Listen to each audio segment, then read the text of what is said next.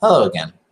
This is Dustin Espinoza, and I thought today we'd go over a communication systems called PECS. But what is it? Let's go over that. It stands for Picture Exchange Communication Systems. It was developed in 1985 by researchers Andy Bondi and Laurie Frost.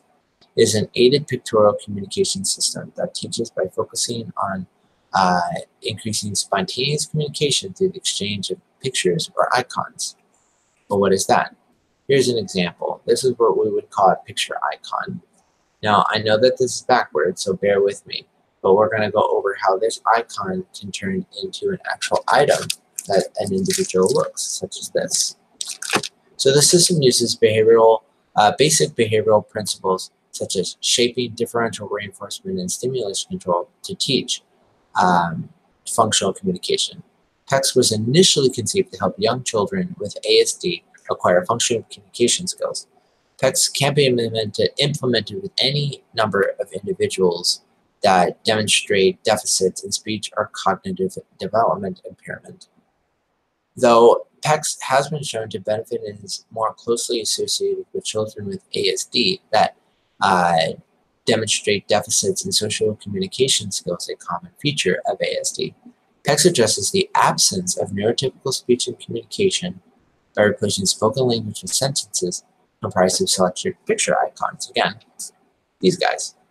Now, research has shown PECS to be a preferred form of AAC as its application benefits for being low cost and portable, requiring less complex motor movements for the exchanges, and being relatively quick to teach. Now, PECS can be implemented across a variety of settings and contexts and does not require the social interactions of a communicative partner to bring about speech. Now, the PECS protocol occurs in 6 phases. So what does the first phase do? The first phase teaches the exchange between a single icon and the item that it is associated with. So we typically want to run a preference assessment at the beginning before we introduce PECS to determine what this client is going to be motivated in to use these picture icons. So the way it would work, as to demonstrate, would be to me, the individual, turning in the icon to the communicative partner to get access to snack.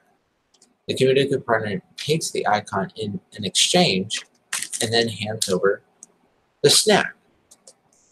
We have now formed a relationship between the two, rinse and repeat a number of times, and hopefully the individual gains the knowledge that this really equals this. But that's only phase 1. What does phase 2 do? Well, phase 2 focuses on increasing the distance between the communicative partner and the individual. It's to teach persistence with requesting, a common feature of communication. Sometimes that individual or the communicative partner might not be readily accessible. Persistence. But by phase 3, what we're teaching is the discrimination between the symbols, to teach that each symbol corresponds to a very specific desired item. So that's what these things are. Here's a sheet of picture icons. Now, each one is vastly different from the other. Banana, cracker, raisin.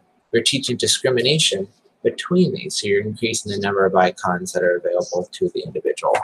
Now, by phase 4, you're introducing phrases and sentences, in order to make requests such as saying, I want. An example of that would be this. This would be a sentence strip. Now again, what this is that you're turning the strip now, starting with I want, to make a full sentence. I want snack, which again results in the same thing, snack. Just going through the steps of communication.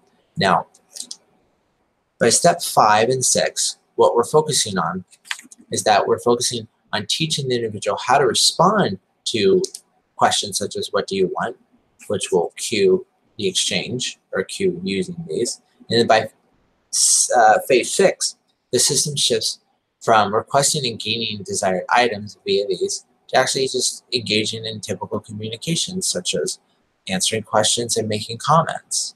Now, PECS runs a gamut on how communication is broken down and teaches each step or phrase individually to develop functional communication. Now, PECS has been shown to be the most effective with children and adults who have limited or no speech due to autism or other communicative disorders. So, though this was only a snapshot, hopefully this brought about a lot of knowledge on how PECS works, and hopefully one day you might be able to implement it. So hopefully this has been helpful. Hopefully it's been informative. And thank you again for joining me. Take care.